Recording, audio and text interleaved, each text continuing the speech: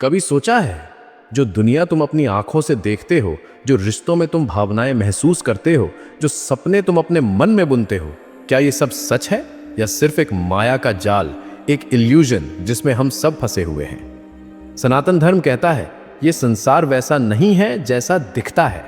वेदांत कहता है maya is not false, maya is that which is not what it appears to B.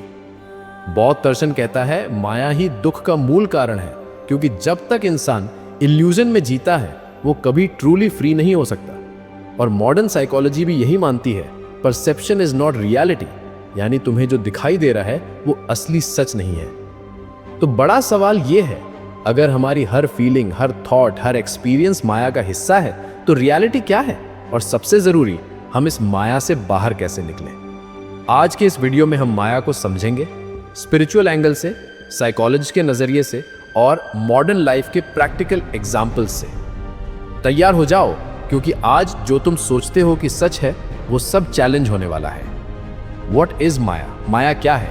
माया का मतलब है इल्यूजन, यानी जो दिखता कुछ और है लेकिन असल में होता कुछ और है। ये दुनिया, ये शरीर, ये भावनाएं, ये सुख दुख, ये रिलेशनशिप्स, ये सक्सेस फेलियर, सब माया का ही हिस्सा है। भगवद गीता 7.14 में भगवान श्री कृष्ण कहते हैं दैवी हैषा गुणमयी मम माया दुरत्यया माम एवं ये प्रपद्यन्ते माया मेताम तरंतिते। इसका अर्थ है ये मेरी दिव्य माया है जो 3 गुणों सत्व, रजस और तमस से बनी है। ये इतनी शक्तिशाली है कि इसे पार करना बहुत कठिन है, लेकिन जो व्यक्ति मेरी शरण लेता है वही इस माया से पार हो सकता है। तो कृष्ण खुद कहते हैं ये संसार एक सपना है, जो दिख रहा है उससे बड़ा सच तुम्हारे अंदर छुपा है। How maya controls your mind.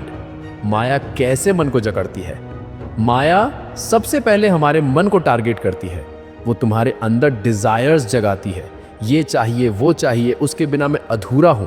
पैसा चाहिए, पावर चाहिए, प्यार चाहिए, अटेंशन चाहिए, और जैसे ही तुम कुछ पा लेते हो थोड़े समय बाद मन बोर हो जाता है, फिर एक नया इल्यूजन चेज करने लगते हो। यही है माया का trap, endless craving, no real peace. धीरे धीरे तुम ऐसे चक्रव्यूह में फंस जाते हो जहां तुम्हें लगता है कि तुम कंट्रोल में हो, लेकिन असल में माया तुम्हारे थॉट्स, फीलिंग्स और एक्शंस चला रही होती है। और सबसे बड़ी बात, माया सिर्फ बाहर नहीं है, ये तुम्हारे अंदर भी है। यहीं से शुरू होती है असली जंग, द इनर बैटल, अंदर की लड़ाई। माया से बाहर आने के लिए तुम्हें सबसे पहले अपने अंदर की लड़ाई जीतनी होगी। ये दुनिया से नहीं बल्कि अपने मन से जंग है। तुम्हें समझना होगा जो दिख रहा है वो हमेशा सच नहीं है। तुम्हारे अंदर जो शांति और अवेयरनेस छुपी है वही असली तुम हो। तुम कोई रोल नहीं हो, ना बेटा, ना एम्प्लॉय, ना इन्फ्लुएंसर। तुम एक आत्मा हो जो बस माया के जाल में फंसी है। जब ये रियलाइजेशन आता है तब तुम्हारी रियल अवेकनिंग शुरू होती है। कृष्णाज टीचिंग्स ऑन माया, गीता का ज्ञान। श्री कृष्ण गीता में स्पष्ट कहते हैं माया तु प्रकृतिम विद्यान माम च मायिनम ईश्वरम।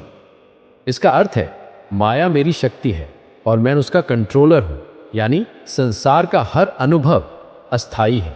जो दिख रहा है वो हमेशा सच नहीं होता। तुम्हारा नाम, तुम्हारी पहचान, तुम्हारी बॉडी, तुम्हारा स्टेटस, सब माया है। असल सच क्या है? मैं न ये शरीर हूं, न ये नाम, न सुख दुख। मैं तो आत्मा हूं, शुद्ध, अमर और परमात्मा से जुड़ी हूं। लेकिन सिर्फ समझना ही काफी नहीं है। कृष्ण कहते हैं जो भक्त अपना मन मुझ में लगाता है मैं उसे माया से पार करा देता हूं। ब्रेकिंग द इल्यूजन, माया से मुक्ति के स्टेप्स। तो सवाल है प्रैक्टिकल लाइफ में हम क्या करें? Step 1, awareness. हर रोज अपने थॉट्स ऑब्जर्व करो। सोचो क्या ये सच में मेरी जरूरत है या बस माया का इल्यूजन है? Step 2, detachment. डिटैचमेंट का मतलब भाग जाना नहीं है, मतलब है चीजों का उपयोग करो, प्यार करो, लेकिन उलझो मत। याद रखो सब अस्थाई है। Step 3, meditation. मेडिटेशन कोई फैशन नहीं है, ये एक इनर जर्नी है जहां तुम अपने असली रूप से मिलते हो। मेडिटेशन से माया का जाल धीरे धीरे डिसॉल्व होता है। स्टेप 4, भक्ति यानी डिवोशन। कृष्ण कहते हैं मुझ में मन लगाओ, मुझे याद करो, मेरे नाम का जप करो, मैं खुद तुम्हें माया से पार करा दूंगा। स्टेप 5, सेल्फलेस सर्विस यानी सेवा। जब तुम दूसरों की निस्वार्थ सेवा करते हो तब धीरे धीरे अहंकार टूटता है और माया का इल्यूजन कमजोर पड़ता है।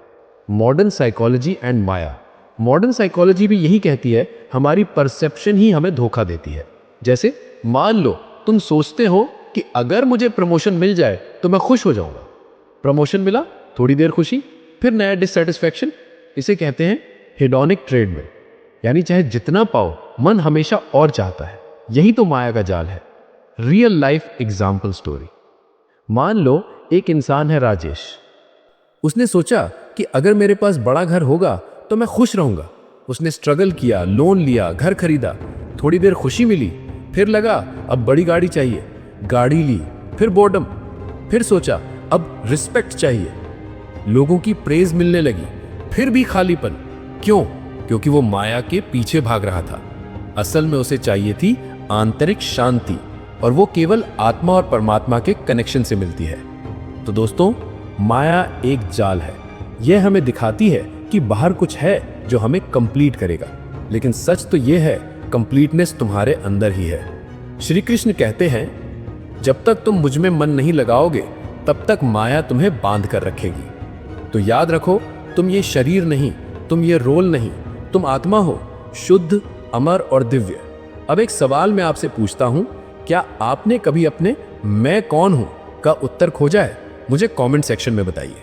अगर ये वीडियो आपके दिल को थोड़ा भी छू पाया हो तो इसे लाइक और शेयर जरूर करना, क्योंकि हो सकता है आपके कारण ये संदेश किसी ऐसे इंसान तक पहुंचे जो आज माया के जाल में फंसा है। और हाँ, चैनल सब्सक्राइब करना मत भूलना, ताकि हम मिलते रहें और मिलकर आत्मा का ये सफर जारी रख सके।